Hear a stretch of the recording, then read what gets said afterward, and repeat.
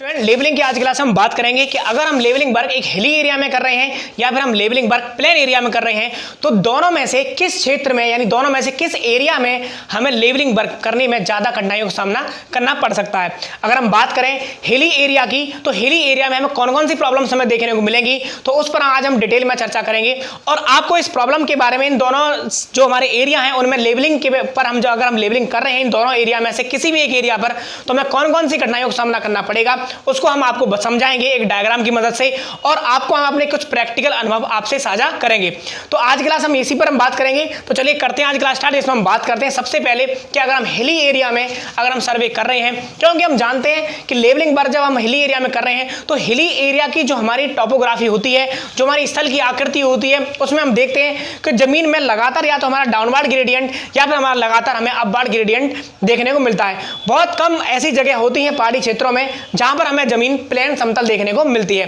तो उस केस में हमें पहाड़ी एरिया में कौन कौन सी प्रॉब्लम्स आएंगी तो उस पर हम चर्चा करते हैं। तो देखें आपके सामने यहाँ पर मैंने डायग्राम यहाँ पर कुछ बनाए हुए हैं और यहाँ पर हमने लिखा हुआ है कि पहाड़ी क्षेत्र में और समतल क्षेत्र में यानी प्लेन एरिया और हिली एरिया में जो लेवलिंग वर्क कर रहे हैं तो सबसे पहले अगर हम देखें असेंडिंग और डिसेंडिंग ए हिल मतलब अगर हमारी जो जमीन की स्थलाकृति है उसमें अगर लगातार अपवर्ड ग्रेडियंट है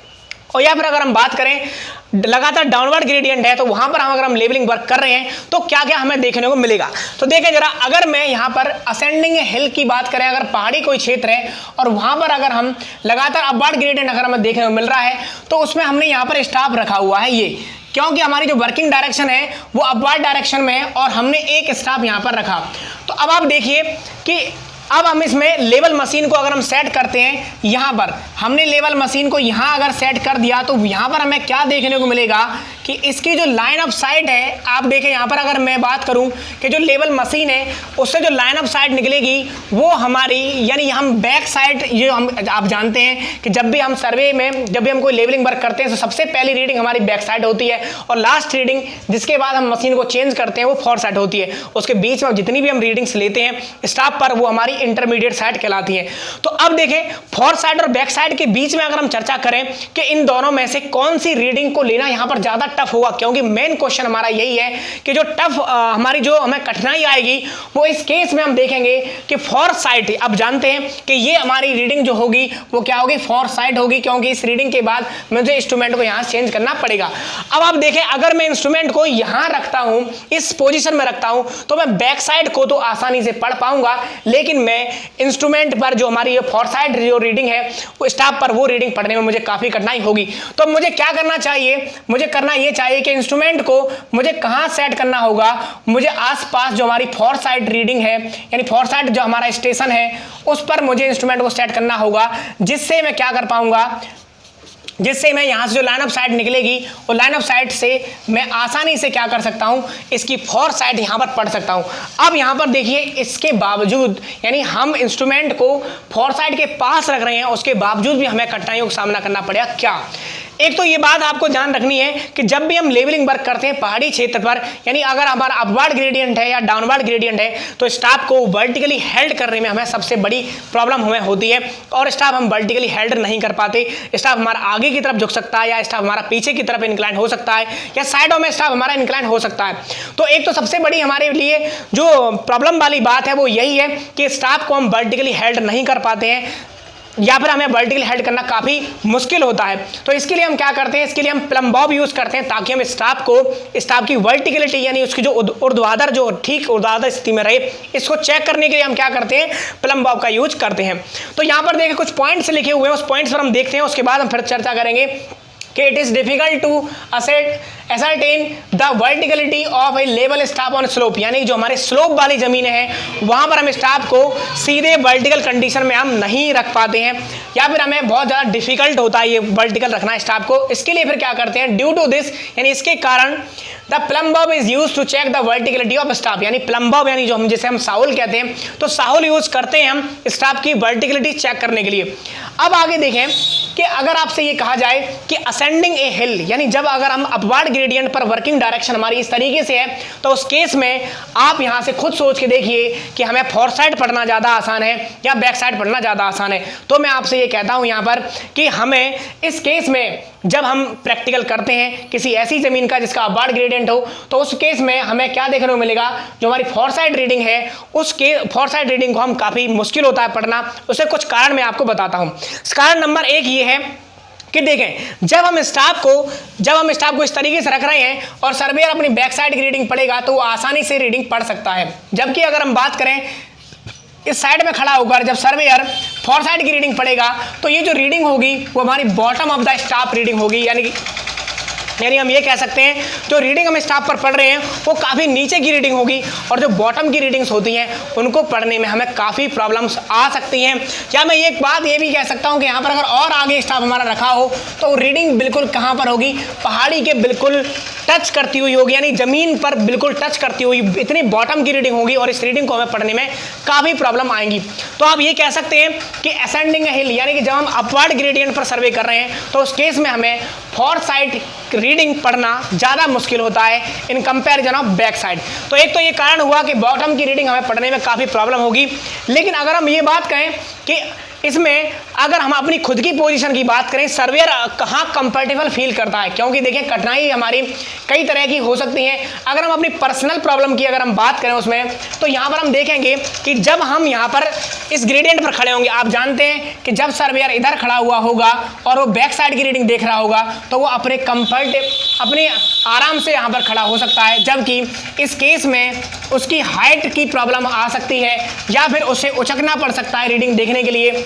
यानी वो अपनी आंख को मशीन पर हो सकता है कि ठीक से ना लगा पाए। तो इसकी वजह से भी हमें प्रॉब्लम, यानी सर्वेयर को प्रॉब्लम हो सकती है, वो अपना कंफर्टेबल फील नहीं कर पाता। तो ये मैंने कुछ कारण बताए यहाँ पर जिससे कि हमें फोर साइड रीडिंग पढ़ने में ज़्यादा कठिनाई होगी in comparison of back side. अब देखें यहाँ पर मैंने लिखा हुआ है in case of the ascending of a hill, यानी असेंडिंग ऑफ ए हिल के केस में staff is placed near the instrument. इसीलिए यहाँ पर लिखा हुआ है कि स्टाफ को हमें मशीन के पास ही रखना चाहिए ताकि हम रीडिंग को आसानी से मशीन के पास अगर रखेंगे तो स्टाफ पर कुछ इंटरसेप्ट हमारा कुछ रीडिंग हम पढ़ पाएंगे। अदरवाइज अगर हम दूर रखेंगे, जैसे मैंने यहाँ पर रखा था, तो हो सकता है कि हम फोर साइड की रीडिंग को पढ़ने में बहुत ज़्यादा प्रॉब्लम हो और हो सकता है कि हम फोर साइड की रीडिंग को हम ना भी पढ़ पाएं।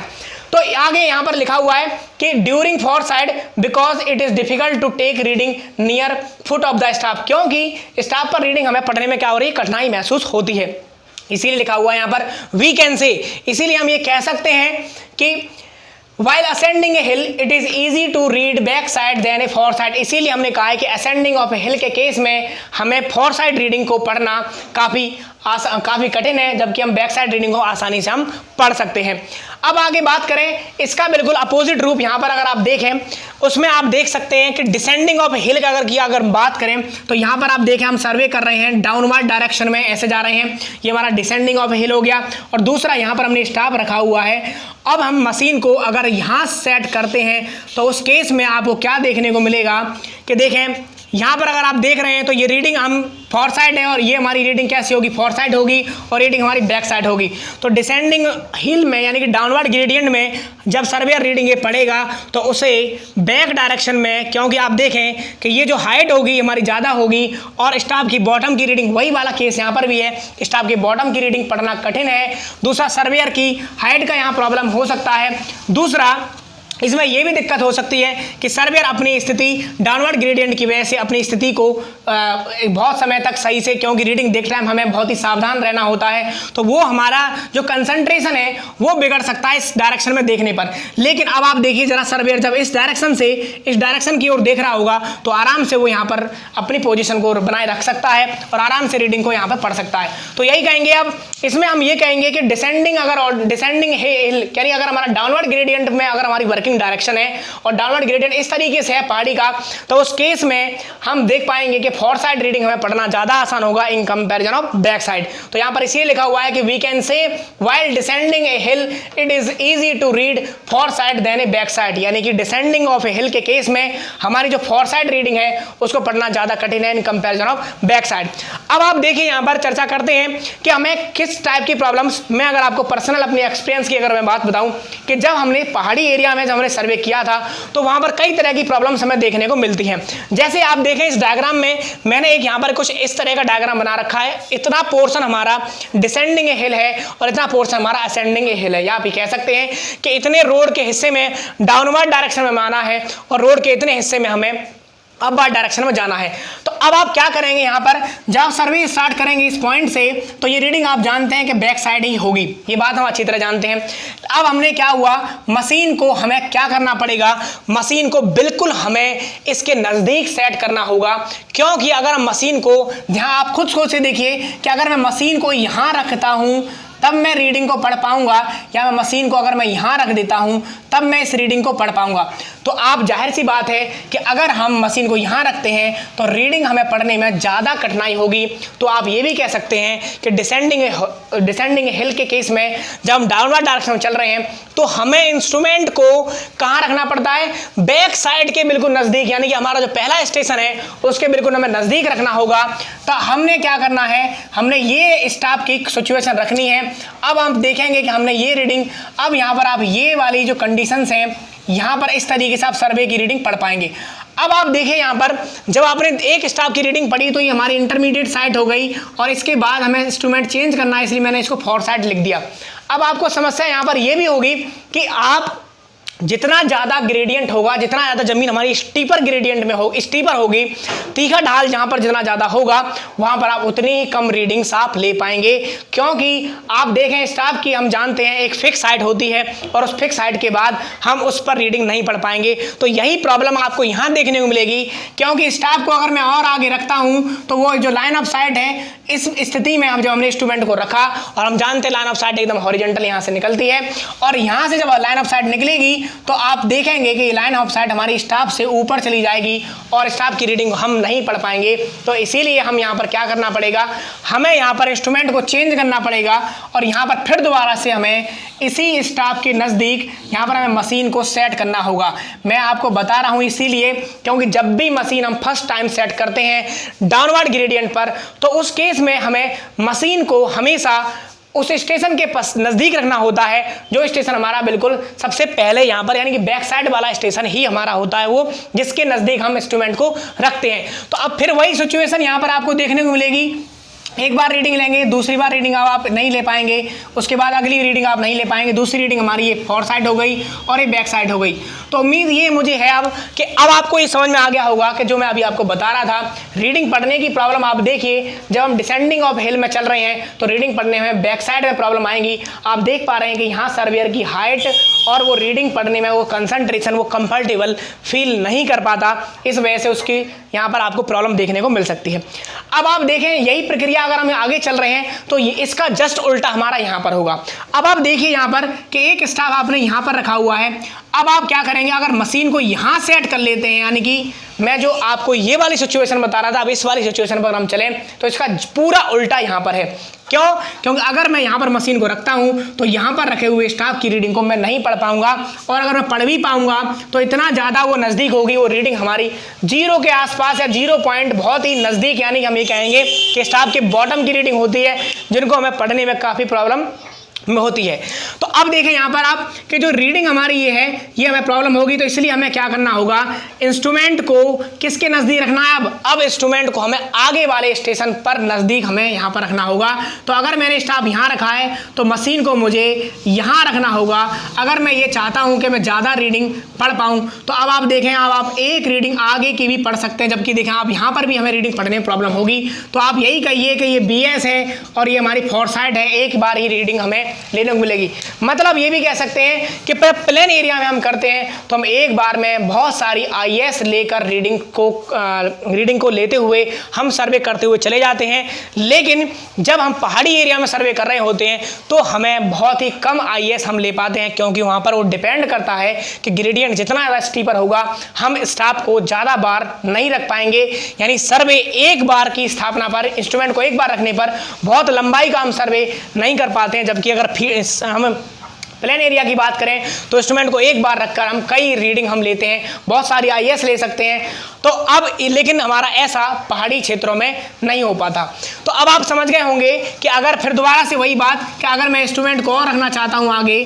तो यहां पर मुझे इंस्ट्रूमेंट को रखना है बिल्कुल किसके पास, कि जब मैं हमारी बैक साइड हो जाएगी अब, और आगे हमारी जो रीडिंग होगी ये फोर साइड होगी, मतलब हमें फोर साइड हमें यहाँ पर, तो आप यही मैंने बताया था आपको कि असेंडिंग ए हिल यानी जब हम अपवर्ड डायरेक्शन में वर्क कर रहे हैं तो उस केस में हमें फोर साइड लेने में दिक्कत होती है और इंस्ट्रूमेंट को फोर साइड के नज़दीक जितना हो सके हमें वहाँ पर शिफ्ट करना चाहिए ताकि हम रीडिंग को आसानी से पढ़ पाएँ। तो ये तो बात हुई हमारी पहाड़ी क्षेत्र में, हमने डिफरेंस आपको बताया और मैंने बताएगा आपको कुछ प्रैक्टिकल बातें इसमें क्या क्या हमारी इसके अंदर पॉसिबिलिटीज हो सकती हैं। अब बात करते हैं प्लेन एरिया की। तो प्लेन एरिया में ज़्यादा कुछ नहीं है, हमें बहुत ज़्यादा सामना दिक्कतों का हमें नहीं करना पड़ता। आपने सीधे सीधे यहाँ पर रखा, क्योंकि आप देखें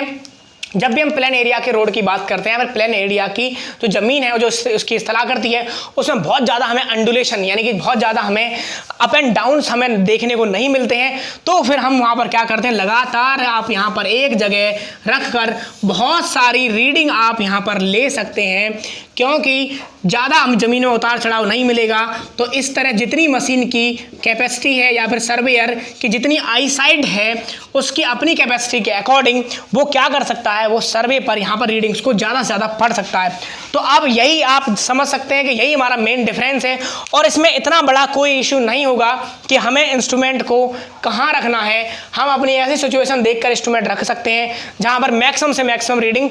हम ले पाएँ और इसको हम कर भी सकते हैं। लेकिन पहाड़ी एरिया में हमें बहुत ज़्यादा मुश्किलों का सामना करना पड़ सकता है सर्वे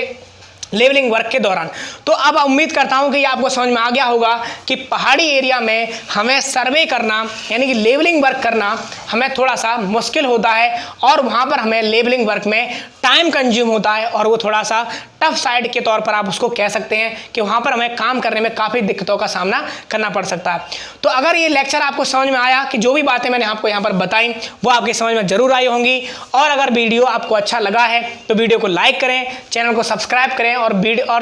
जो वीडियो मैंने बनाई है उसको अपने फ्रेंड सर्किल में ज़्यादा शेयर करके हमारा सहयोग करें। धन्यवाद, मिलते हैं नेक्स्ट लेक्चर में नेक्स्ट टॉपिक के साथ। बाय।